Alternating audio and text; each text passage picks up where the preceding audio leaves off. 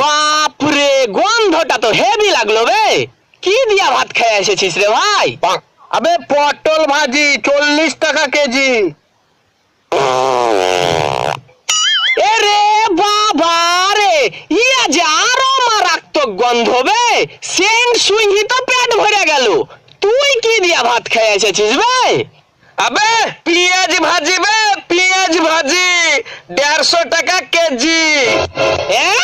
পেঁয়াজ ভাজি দিয়া ভাত খেয়ে আসছিস? বাপ রে বাপ, ছি, বাপ রে দুর্গন্ধ, কত নোংরা গন্ধ বে। তুই কি দিয়ে ভাত খেয়েছিস বে?